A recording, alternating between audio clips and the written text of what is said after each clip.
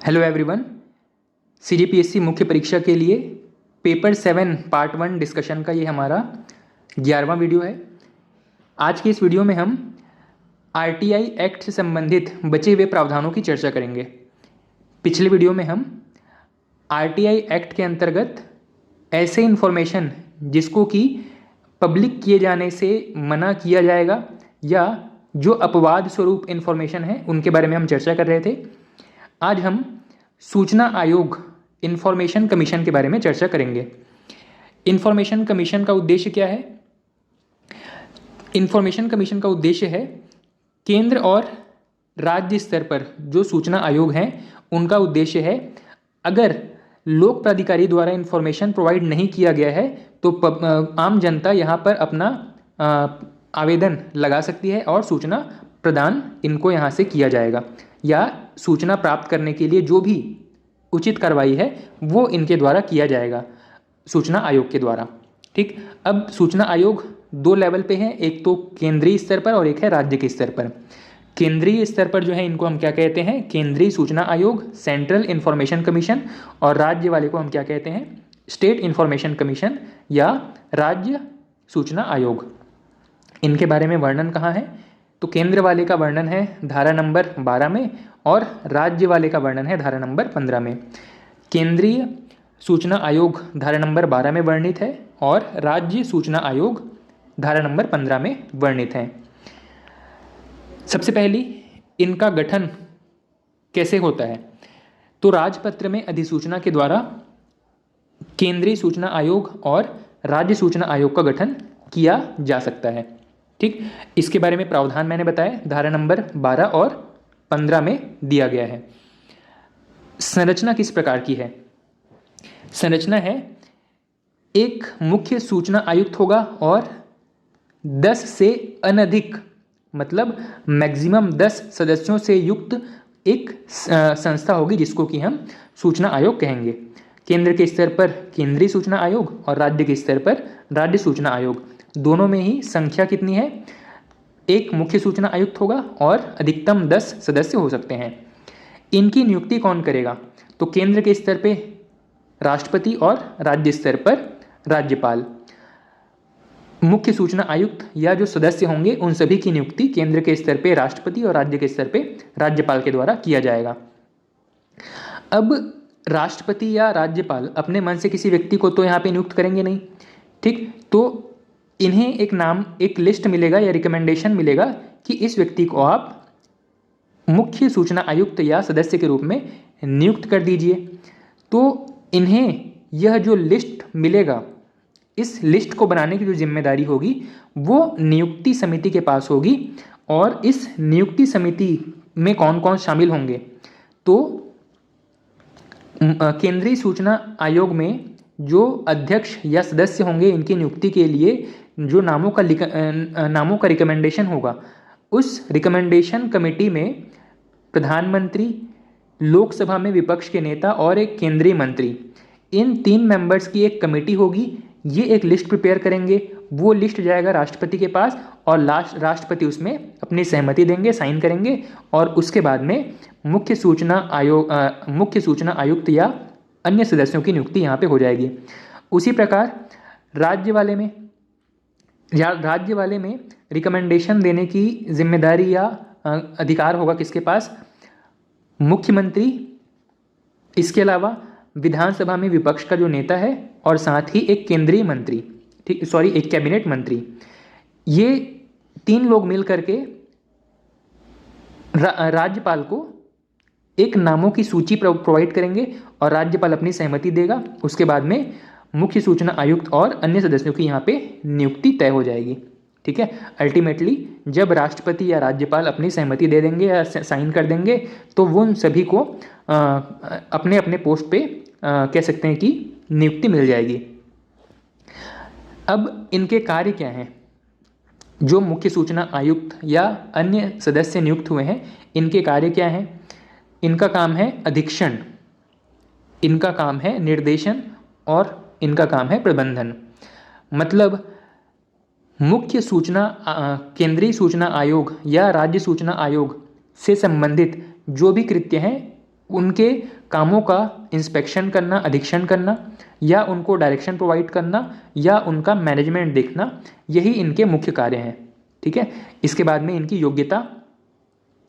योग्यताओं में कोई विशेष इनमें योग्यता का वर्णन नहीं मिलता है।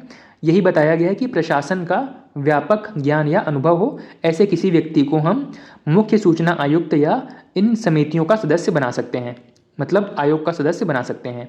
ठीक है। त्यागपत्र, ये अपना पद अगर रिक्त करना चाहें तो केंद्र वाले लोग अपना त्यागपत्र राष्ट्रपति को देंगे और राज्य सूचना आयोग वाले लोग अपना त्यागपत्र राज्यपाल को देंगे। इसके बाद में निरर्हता।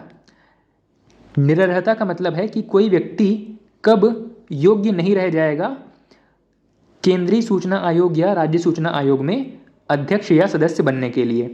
तो यदि कोई व्यक्ति संसद या विधानमंडल का सदस्य हो जाता है, या कोई व्यक्ति किसी लाभ के पद को धारण कर लेता है, या कोई व्यक्ति कोई राजनीतिक पार्टी ज्वाइन कर लेता है, या कोई व्यक्ति किसी प्रकार के व्यक्तिगत कारोबार में संलिप्त होता है, ऐसे किसी भी केस में वो निरर्हित हो जाएगा इन पदों पर कार्य करने के लिए। ठीक है। मुख्य सूचना आयुक्त या सदस्य के रूप में कार्य करने के लिए उनकी अर्हता समाप्त हो जाएगी। अब है इनका कार्यकाल है 2019 के पहले इनका कार्यकाल होता था 5 वर्ष का कार्यकाल या 65 वर्ष की आयु तक। मतलब कोई व्यक्ति मान लीजिए 60 वर्ष की आयु में यहाँ पर नियुक्त हुआ है तो 65 वर्ष की आयु तक कार्य करेगा और रिटायर हो जाएगा। लेकिन अब यहाँ पे इनका जो कार्यकाल का जो समय सीमा था, कार्य अवधि थी, उसको समाप्त कर दिया गया है। अब ये बताया गया है कि कोई भी व्यक्ति किसी भी आयु में यहाँ पे अगर अध्यक्ष या सदस्य के रूप में काम शुरू करता है तो उनके लिए कोई मैक्सिमम क्राइटेरिया नहीं है कि वो इतने वर्ष तक ही काम कर पाएंगे, लेकिन एज क्राइटेरिया फिक्स है। अभी भी वो 65 वर्ष की आयु तक ही काम कर पाएंगे, पहले भी 65 वर्ष की आयु तक काम कर सकते थे। ठीक। मतलब अगर कोई व्यक्ति 55 वर्ष की आयु में नियुक्त हुआ है दोनों में से किसी भी आयोग में, तो वो हो सकता है 10 साल का कार्यकाल उसको प्राप्त हो जाए, सीधे 65 वर्ष की आयु में रिटायर होगा। लेकिन पहले क्या था, अगर कोई 55 वर्ष का आयु यहाँ पे नियुक्त होता था तो उसे 60 वर्ष की आयु में 5 वर्ष का कार्यकाल उसका पूरा हो जाता और उसे रिटायर होना पड़ता। लेकिन अब ये 5 वर्ष का जो लिमिट है इसको ख़त्म कर दिया गया, कोई भी व्यक्ति 65 वर्ष की आयु तक काम कर सकता है। अगला है कि क्या ये लोग पुनर्नियुक्ति के पात्र होंगे, तो यहाँ पे कोई भी व्यक्ति अध्यक्ष या सदस्य को पुनर्नियुक्ति नहीं मिलेगी, ये इसमें मुख्य प्रावधान है। इनको हटाने की शक्ति किनके पास में है, तो इन्हें राष्ट्रपति या राज्य स्तर पर राज्यपाल यहाँ इनको उनके पद से मुक्त कर सकता है। ठीक। अब इन्हें पद से हटाया कब कब जाएगा, तो इन्हें हटाने के लिए कुछ आधार बताए गए हैं, जैसे कि अगर राष्ट्रपति या राज्यपाल मुख्य सूचना आयुक्त या अन्य आयुक्तों को अगर हटा रहे हैं, अन्य सदस्यों को हटा रहे हैं, तो या तो उनका कोई मिसकंडक्ट या कदाचार साबित हुआ हो, या वे अपने कार्य करने में असमर्थ हैं, ऐसी कंडीशन में उनको हटाया जा सकता है राष्ट्रपति या राज्यपाल के द्वारा। ठीक है। इसके अलावा अगर जो मुख्य सूचना आयुक्त हैं या अन्य आयुक्त हैं वो दिवालिया घोषित कर दिए गए हैं, या किसी दूसरे पद पे जो जहाँ से उनको अलग वेतन मिल रहा है ऐसा कोई काम कर रहे हैं, या शारीरिक मानसिक रूप से अब अक्षम हो गए हैं या उनकी क्षमता नहीं रह गई है कि वो उस पद का निर्वाह कर सकें, ऐसी कंडीशन में भी उन्हें पद से हटाया जा सकता है। ठीक है। अगला है सूचना आयोग की शक्तियाँ और कार्य, धारा नंबर 18 में बताया गया है। इनकी शक्तियाँ या कार्य में सबसे पहला है शिकायत प्राप्त करना और जांच करना।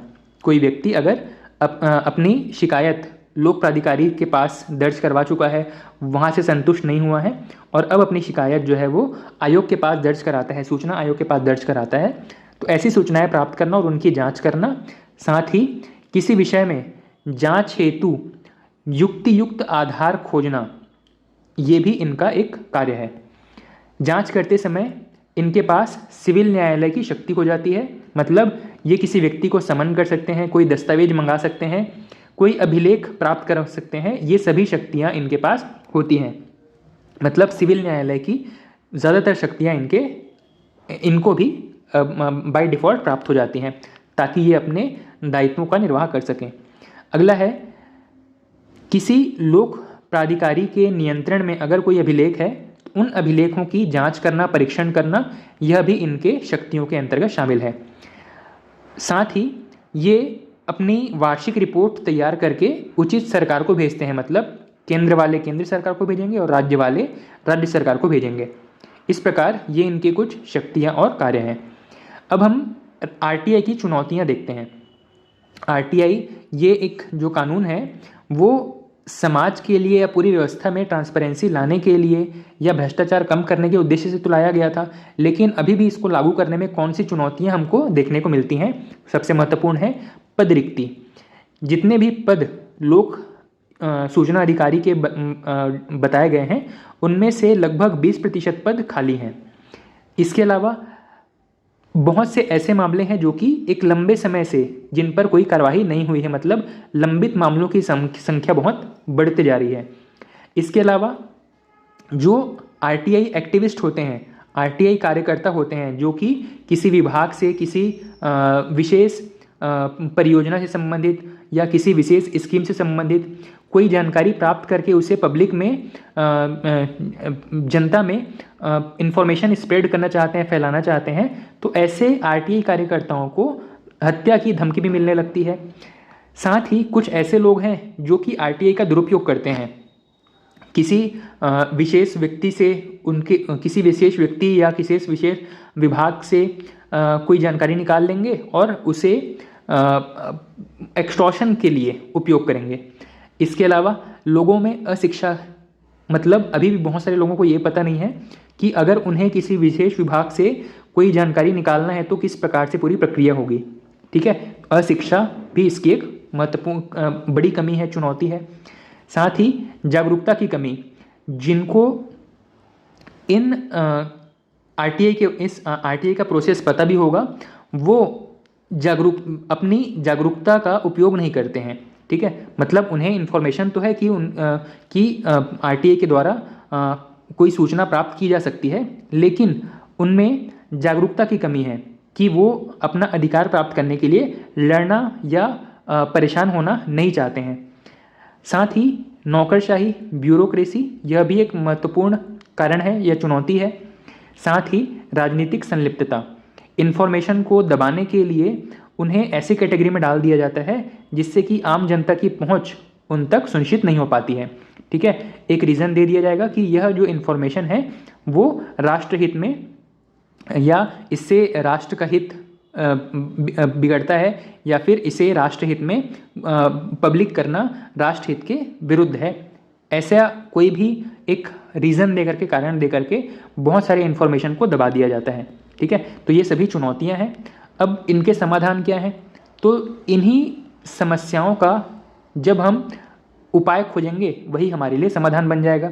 अगर पद रिक्त हैं तो नए लोगों की भर्ती की जाए, जो लंबित मामले हैं तो उन्हें निपटाने के लिए फास्ट ट्रैक कोर्ट की स्थापना की जा सकती है।